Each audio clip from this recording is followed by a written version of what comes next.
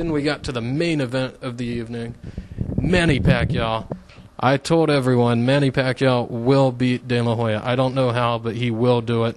And yes, he triumphed over Oscar De La Hoya. Me and Teddy Atlas, we usually get our predictions wrong. Teddy Atlas on Friday Night Fights, of course, usually gets predictions wrong. So do I, but we weren't on that one. Manny Pacquiao, everyone laughed at Teddy Atlas. Brian Kinney laughed at Teddy Atlas for saying that Manny Pacquiao would beat De La Hoya.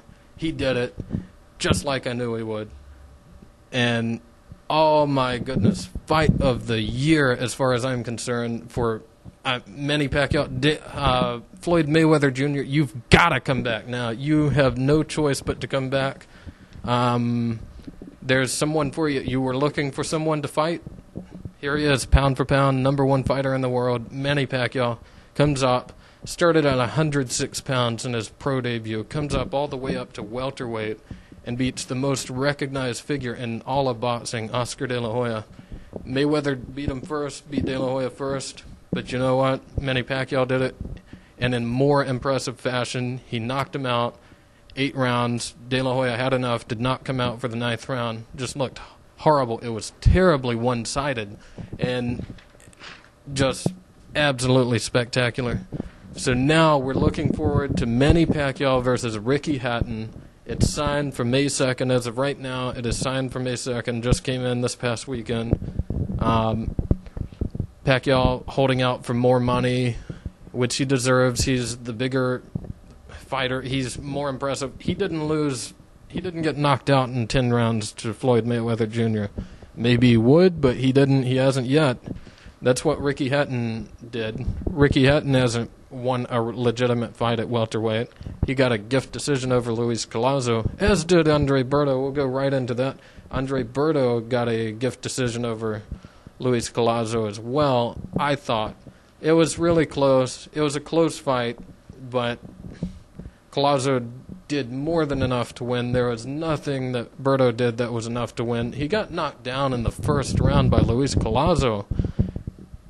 No offense to Collazo, but he's not a power puncher. And he knocked Berto down first round, and Berto lost the fight. I'm sorry, Berto lost the fight. I scored at 115, 112 for Luis Collazo. I could have seen maybe 114, 113 for Collazo, but I could not see a victory at all for Andre Berto. I don't know where people are getting that Berto won the fight. I don't get that at all. And there was one judge that had it 116, 111 for Berto. Absolutely impossible. Absolutely impossible. Did they not see the knockdown? I mean, did they not watch the fight? Did they get them mixed up? Maybe so. Maybe they got the fighter mixed up. That's the only way that score was possible. And finally, Sugar Shane Mosley came to town. Antonio Margarito, I told you all. This guy is a bum. Yes, he got lucky. Yes, he got lucky against the very strange performance of Miguel Cotto in Antonio Margarito's match with him, where Cotto decided he didn't need to throw any body shots against him. Mosley, the body shots were there. The jab was there. The jab looked spectacular. Mosley just beat the ever-living hell out of Margarito from round 1. He sat on those punches. Those right hands looked spectacular. And Sugar Shane Mosley, it looked like vintage Mosley. He looked like Sugar Ray in there against Margarito. You know, he further solidified the Sugar name with Sugar Ray Leonard and Robinson and Sugar Shane Mosley. He just looked absolutely spectacular. Won from round 1 all the way to round 9. In the 8th round, he dropped Margarito. Actually dropped Margarito. Margarito was out at that point. Everyone knew it. Everybody knew it.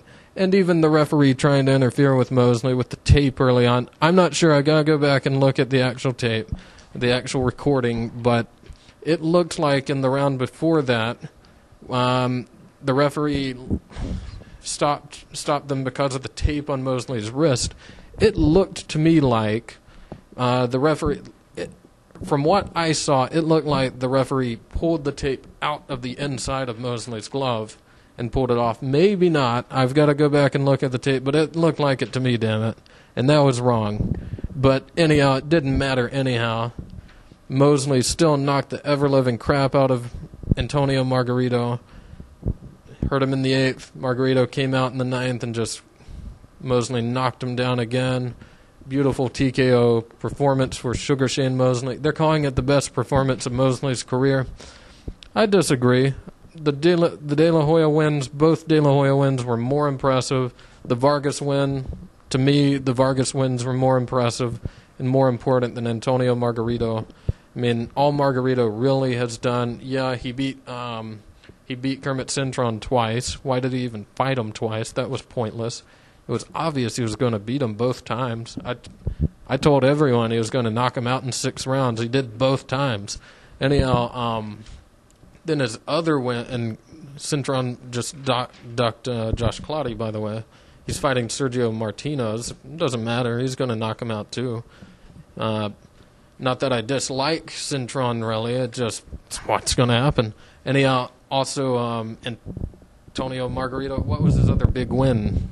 Miguel Cotto. I mean, that's a spectacular win, and yeah, he did come back. He was there to come back against Cotto, so that's his one win, though. He didn't really beat Joshua Clottey. Not really. That was a robbery. Clottey beat him.